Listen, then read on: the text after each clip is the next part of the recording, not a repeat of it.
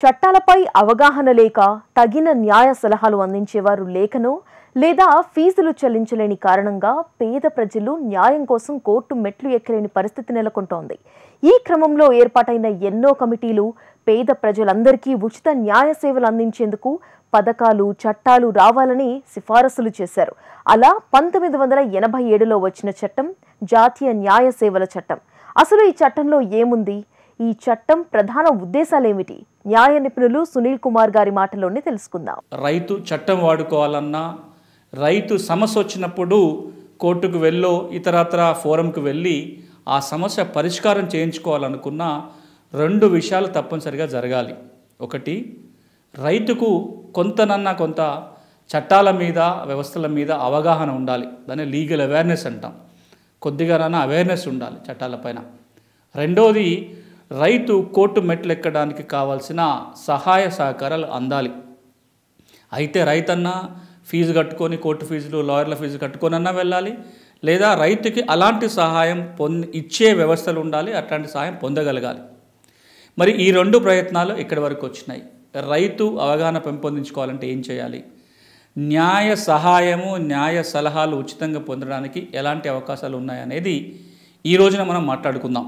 పేదలకి, మహిళలకి, ఎస్సీ ఎస్టీలకి, ఇతర వెనుకబడిన వర్గాల వారికి ఉచితంగా న్యాయ సలహాలు, ఉచితంగా న్యాయ సహాయాన్ని అందించడం కోసం ఒక చట్టం వచ్చింది. ఆ చట్టం వచ్చి కూడా ఇప్పటికీ దాదాపు 30 ఏళ్ళు పైన అవుతుంది. 1987లో ఈ చట్టం వచ్చింది. 1995 నుంచి ఈ చట్టం అమల్లోకి వచ్చింది. ఈ చట్టం అమల్లోకి వచ్చిన నవంబర్ 9వ తారీఖుని ప్రతి ఏటా కూడా న్యాయ సేవల దినోత్సవంగా జరుపుకుంటూ రావటం జరుగుతుంది. న్యాయ సేవలు లేదా లీగల్ సర్వీసెస్ ఏవైతే అంటున్నామో, ఈ న్యాయ సేవలు అందిస్తే కానీ రైతులు కానీ, పేదలు కానీ, మహిళలు కానీ న్యాయం పొందలేని పరిస్థితి. ఎక్కువ మందికి వాళ్ళ హక్కులు ఏంటో తెలియదు, తమ సమస్యల పరిష్కారానికి ఎక్కడికి వెళ్ళాలో తెలియదు. తీరా ఎక్కడికి వెళ్ళాలో తెలిసినా అక్కడికి వెళ్ళలేని పరిస్థితి. ఆర్థిక కారణాలు కావచ్చు, ఇతరత్ర కారణాల వల్ల కోర్టు ఫీజులు ఇచ్చుకోలేకనో, లాయర్ని పెట్టుకోలేకనో, కనీసం దరఖాస్తు కూడా రాయలేని సందర్భాలలో ఒక పక్కన హక్కులు ఇచ్చే చట్టం ఉన్నా సమస్యల పరిష్కారానికి వెళ్ళలేని పరిస్థితి. అట్లా గనక న్యాయం పొందలేకపోతే అది వారికి ఇంకా మరింత అన్యాయం చేసినట్టు అనే ఉద్దేశంతో ఎన్నో కమిటీలు పేద ప్రజలకి ఉచిత న్యాయ సేవలు అందించడం కోసం పథకాలు రావాలి, చట్టాలు రావాలని సిఫార్సు చేయటం జరిగింది. జస్టిస్ పిఎన్ భగవతి గారి ఆధ్వర్యంలో, జస్టిస్ కృష్ణయ్యర్ గారి ఆధ్వర్యంలో ఉన్న కమిటీలు ఈ మేరకు సిఫార్సులు చేసిన నేపథ్యంలో 1987లో ఇప్పుడు నేను చెప్పిన చట్టాన్ని కేంద్ర ప్రభుత్వం చేసింది. దాన్నే జాతీయ న్యాయ సేవల చట్టం 1987 అంటాం. National legal services authorities act 1987. ఈ చట్టం రెండు ప్రధాన ఉద్దేశాలతో చేయటం జరిగింది. ఒకటి, పేదలకి చట్టం ద్వారా ఏవైతే మేలు పొందలేకుండా ఉన్న వర్గాలు ఏవైతే ఉన్నాయో వారందరికీ కూడా ఉచిత న్యాయ సేవలు, ఉచిత న్యాయ సలహాలు అందించాలి అనేది ఒక లక్ష్యం. రెండవ లక్ష్యం ఏంటంటే, కోర్టు బయట పరిష్కార మార్గాల ద్వారా సత్వరము సమస్యల పరిష్కారానికి కృషి చేయటం. అందుకోసమే లోక్ అదాలతులని రకరకాల పేర్లతోటి కోర్టులో కాకుండా కోర్టు బయట మార్గాల ద్వారా కూడా తొందరగా సమస్యల పరిష్కారానికి ఈ చట్టం కిందనే కృషి చేయటం జరుగుతుంది. రైతులకు ఏ సందర్భాల్లో న్యాయ సేవలతో అవసరం ఏర్పడుతోంది? న్యాయపరమైన చిక్కులు ఏర్పడిన సమయంలో చట్టాలతో అవసరం ఉన్నప్పుడు లీగల్ సర్వీస్ అథారిటీని ఆశ్రయించి న్యాయ సలహాలు సాయం పొందవచ్చా? ఇప్పుడు తెలుసుకుందాం. భూమికి సంబంధించి ఏ సమస్య ఉన్నా, అది రికార్డులో ఉన్న పొరపాట్లు జరగటం కావచ్చు, గెటు తగాదాలు కావచ్చు, లేదా పాస్ పుస్తకాలు టైటిల్ రాకపోవటం కావచ్చు, ఏదైనా కోర్టులో వివాదం ఉండటం కావచ్చు, ఈ అన్ని సందర్భాల్లో కూడా భూమి హక్కులని కాపాడుకోవాలి అంటే సమస్యకు సలహాలు ఇచ్చేవాళ్ళు కావాలి, కోర్టులో కేసు వేయడానికి కావాల్సిన సహాయం అవసరం పడుతూ ఉంటుంది. అది రెవెన్యూ కోర్టో, సివిల్ కోర్టో, ఏజెన్సీ కోర్టో, ఏదో ఒక కోర్టులో ఈ కేసు తీసుకెళ్ళి ఫైల్ చేయాల్సి ఉంటుంది. ఇలాంటి సందర్భాల్లో చట్టంతో రైతులకు అవసరం ఏర్పడుతుంది. ఇక రెండవది, విత్తనాల విషయానికి వచ్చినట్లయితే విత్తనం వల్ల నష్టం జరిగితే, విత్తనాలు మొలకెత్తకనో, ఆశించిన దిగుబడి రాలేదు, విత్తనాలు మంచి క్వాలిటీ కాకపోవటం వల్ల నష్టపరిహారం పొందాలి అనుకున్నప్పుడు కోర్టుకు వెళ్లాల్సిన పరిస్థితి ఏర్పడుతుంది. మూడోది చాలా పెద్ద ఎత్తున ఉభయ తెలుగు రాష్ట్రాల్లో ఇప్పటికి కాంట్రాక్ట్ ఫార్మింగ్ నడుస్తుంది. కూరగాయలు పండించడానికో విత్తనాలు పండించడానికో కంపెనీలతోటి రకరకాల సంస్థలతోటి అగ్రిమెంట్లు చేసుకొని వ్యవసాయం చేస్తున్నది. దీన్ని ఒప్పంద వ్యవసాయం అంటాం, కాంట్రాక్ట్ ఫార్మింగ్ అంటాం. మార్కెటింగ్ చట్టంలో ఈ వెసులుబాటు ఉంది. అలాంటి రాసినప్పుడు కాంట్రాక్టులు రాసుకునేటప్పుడు కావచ్చు, ఆ కాంట్రాక్ట్ ప్రకారం అందాల్సిన సేవలు అందకపోయినప్పుడు కావచ్చు, కొంటానన్న కంపెనీ ఆ ధరకి కొనకపోతేనో, కొంటానన్న సమయానికి కొనకపోతేనో డిస్ప్యూటే, అది వివాదం. ఆ సందర్భంలో కోర్టుకు వెళ్లాల్సిన పరిస్థితితో రెవెన్యూ అధికారులను ఆశ్రయించాల్సిన పరిస్థితి ఏర్పడుతూ ఉంటుంది. ఇక మార్కెట్ల విషయానికి వచ్చినట్లయితే మనం పండించిన పంటని మార్కెట్లో అమ్మినప్పుడు మార్కెట్లో జరిగే మోసాల వల్ల మనం కోర్టులను ఆశ్రయించాల్సిన పరిస్థితి ఏర్పడుతూ ఉంటుంది. అంతేకాదు బ్యాంకులో రుణం తెచ్చుకున్నప్పుడు కావచ్చు, ఇన్సూరెన్స్ డబ్బులు రాకపోయే క్రాప్ ఇన్సూరెన్స్ తీసుకున్నప్పుడు ఇన్సూరెన్స్ డబ్బులు రాకపోయినప్పుడు కావచ్చు, లేదా నీళ్ళకి సంబంధించి కావచ్చు, విత్తనానికి సంబంధించి కావచ్చు, మార్కెట్లకు సంబంధించి కావచ్చు, భూమి దగ్గర నుంచి మొదలుకుంటే మార్కెట్లో పంటను అమ్ముకొని ఆ డబ్బు చేతికి వచ్చేంత వరకు కూడా ప్రతి సందర్భంలో రైతుకి న్యాయ సలహాలు పొందే అవసరం ఏర్పడుతుంది. సమస్య పరిష్కారానికి ఎక్కడికో ఒక చోటకి కోర్టు మెట్లో లేకపోతే ట్రిబ్యునల్ మెట్లో లేకపోతే ఆఫీసుల మెట్లో ఎక్కాల్సిన పరిస్థితి ఏర్పడుతుంది. ఈ సందర్భంలో రైతుకి సరిహైన సలహాలు గనక అందివ్వగలిగితే, కోర్టుకు వెళ్లాల్సి వచ్చినప్పుడు ఆ కాగితాలను గనక తయారు చేసి ఇవ్వగలిగితే, అవసరమైతే రైతు తరపున వాదించే వ్యక్తి ఒకరు ఉండగలిగితే, ఈ సేవలన్నీ కూడా ఉచితంగా కనుక రైతుకు మనం అందించగలిగితే రైతుకి చాలా పెద్ద మేలు చేసిన వాళ్ళం అవుతాం. విత్తనం నష్టపోతే కన్జ్యూమర్ ఫోరంకి వెళ్ళి నష్టపరిహారం తెచ్చుకోగలుగుతాడు. భూమి సమస్య ఉంటే సహాయం చేసే వ్యక్తి పక్కనుంటే తొందరగా సమస్య తీర్చుకోగలుగుతాడు. మార్కెట్లో అమ్ముకున్నప్పుడు సరైన డబ్బు చేతికి రానప్పుడు లేదా వివాదం ఏర్పడినప్పుడు కోర్టుకు వెళ్ళి ఆర్డర్ తెచ్చుకోగలిగితే తొందరగా ఆ సమస్య నుంచి బయటపడడానికి అవకాశం ఉంటుంది. ఇలాంటి సేవలన్నీ కూడా లీగల్ సర్వీసెస్ అథారిటీ చట్టం కింద, ఆ చట్టం కింద ఏర్పడిన వ్యవస్థలను కనుక మనం ఆశ్రయించినట్లయితే ఈ సేవలన్నిటినీ ఉచితంగా పొందే అవకాశం ఉంటుంది. ఉచితంగా సలహా పొందొచ్చు, ఉచితంగా అప్లికేషన్ రాయించడానికి అవకాశం ఉంటుంది. కోర్టుకు వెళ్లాల్సి వస్తే ఉచితంగానే లాయర్ని పెట్టుకోవడానికి అవకాశం ఉంటుంది. ఎలాంటి కోర్టు ఫీజులు లేకుండానే కోర్టులో కేసు వేసుకునే అవకాశం కూడా ఈ చట్టం కల్పిస్తుంది. జాతీయ న్యాయ సేవల చట్టం కింద ఉచిత న్యాయ సలహాలు, న్యాయ సహాయం పొందేందుకు ఎవరు అర్హులు? అసలు ఉచిత సేవలంటే ఎలాంటి అంశాలు ఉంటాయి? ఈ సేవలు పొందడానికి ఎలా దరఖాస్తు చేసుకోవాలి? ఎవరిని సంప్రదించాలి? కేవలం సలహా తీసుకోవడానికి కూడా లీగల్ సెల్ను ఆశ్రయించవచ్చా? కేసు పెట్టాల్సిన సమయంలోనూ ఉచిత సేవలు పొందవచ్చా? ఎస్సీ ఎస్టీలు, షెడ్యూల్ తెగలు, షెడ్యూల్ కులాలకు చెందిన వ్యక్తులు ఎవరైనా సరే ఈ ఉచిత న్యాయ సలహాలు సేవలు పొందొచ్చు. రెండవది మహిళలందరూ కూడా. మూడవది పిల్లలు, మైనర్స్ ఎవరైతే ఉన్నారో చిల్డ్రన్, వాళ్ళు కూడా ఉచిత న్యాయ సేవలు పొందొచ్చు. నాలుగవది బీపీఎల్, బిలో పవర్టీ లైన్ ఉన్నవాళ్ళు, పేద కుటుంబాలకు చెందిన వ్యక్తులు ఎవరైనా సరే ఈ చట్టం కింద ఉచిత న్యాయ సేవలు పొందడానికి అవకాశం ఉంటుంది.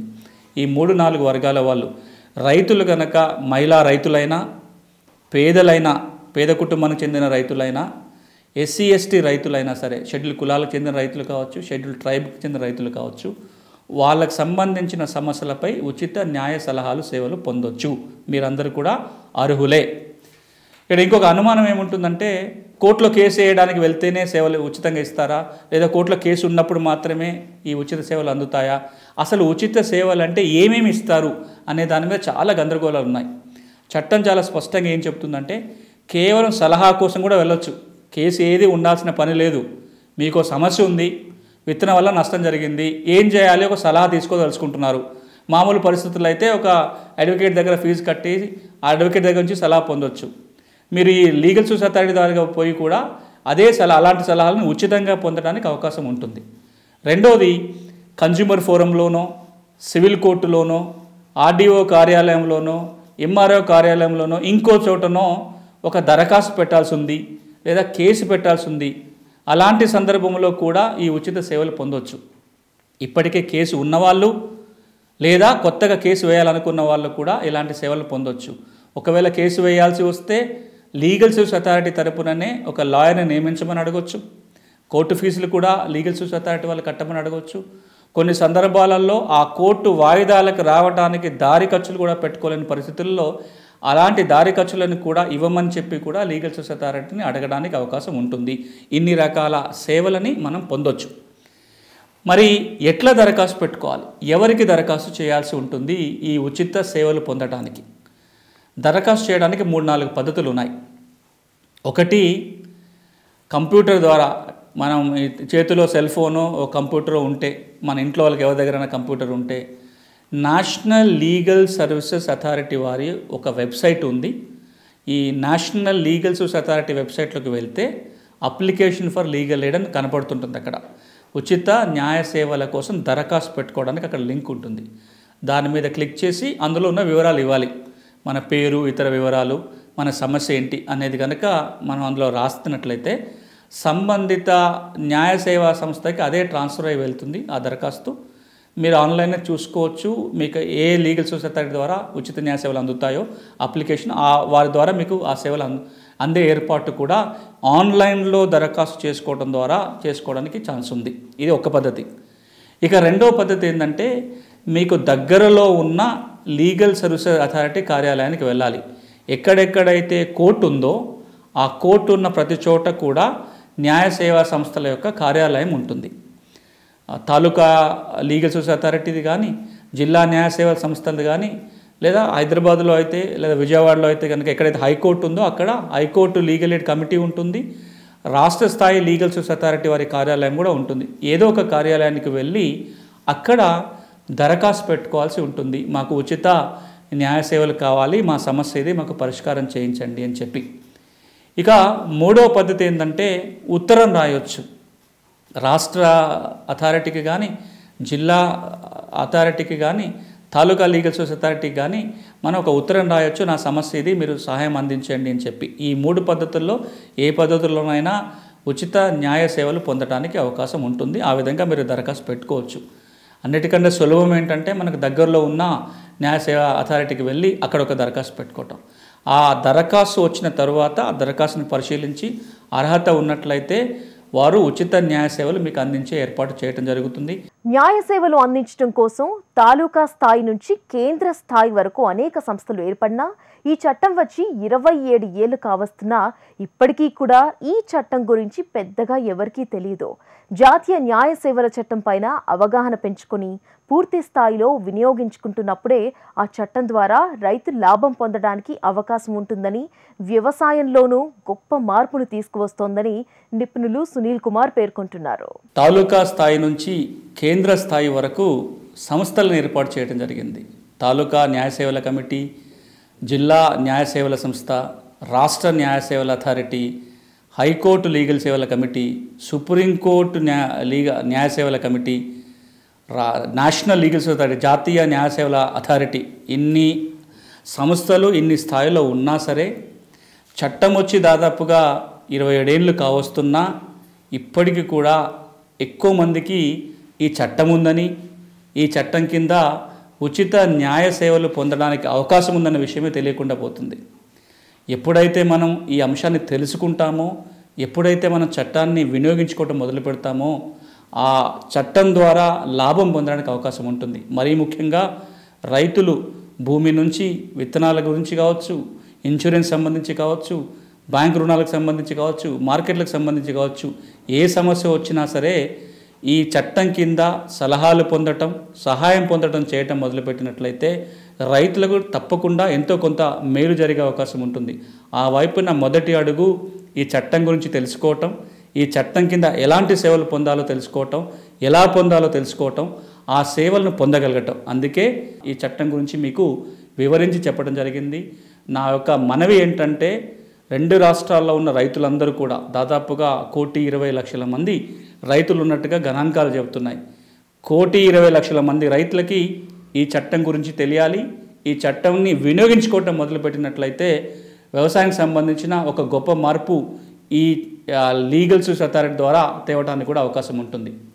ఇక లీగల్ సర్వీస్ అథారిటీ మాత్రమే కాదు, ఇతర ప్రయత్నాల ద్వారా కూడా ఉచిత న్యాయ సేవలని ప్రజలకు అందించే ప్రయత్నం జరుగుతుంది. మరీ ముఖ్యంగా గత 15-20 సంవత్సరాలుగా నేను కూడా పలు సంస్థల ద్వారా రైతులకి ఉచిత న్యాయ సేవలు అందించడం కోసం ప్రయత్నాలు చేయటం జరిగింది.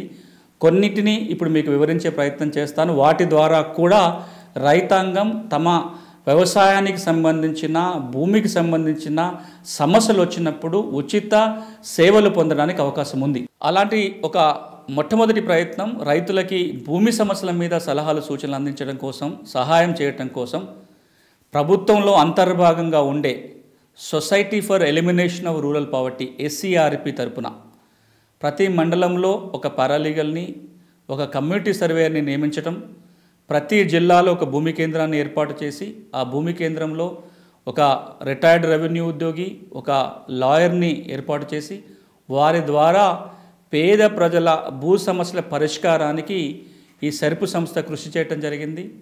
2004లో ఒక పైలట్ కార్యక్రమంగా వరంగల్ జిల్లాలో, కడప జిల్లాలో ప్రారంభమై 2006లో ఒక 500 మండలాలలో ఈ ప్రోగ్రామ్ని విస్తరించడం జరిగింది.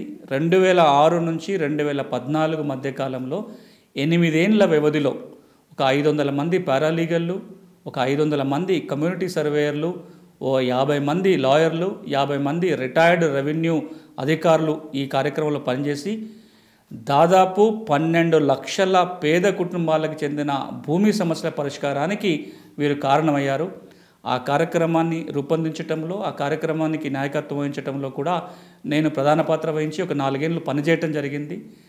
అదృష్టం ఏంటంటే ఒక 10 లక్షలకు పైగా రైతులకి, పేద ప్రజలకి ఈ కార్యక్రమం ద్వారా మేలు జరిగింది. దురదృష్టం ఏంటంటే 2014 నుంచి ఈ సంస్థలో పనిచేసిన వ్యక్తులు వేరే పనుల కోసం వినియోగించబడుతున్నారు. ఒక 10 ఏళ్ల పాటు భూముల మీద పనిచేసిన ఈ వ్యక్తులందరూ కూడా ఈ రోజున ప్రభుత్వంలోనే అంతర్భాగంగా ఉన్నారు, అదే సెర్పు సంస్థలో పనిచేస్తున్నారు, కానీ ఇతరత్ర కార్యక్రమాల్లో ఉన్నారు. ప్రభుత్వం కనీసం ఈ న్యాయ సేవల దినోత్సవం సందర్భంగానన్నా వీరిపై ఒక ఆలోచన చేసి ఈ పథకాన్ని మళ్ళీ తిరిగి తెచ్చే ప్రయత్నం చేయాలి.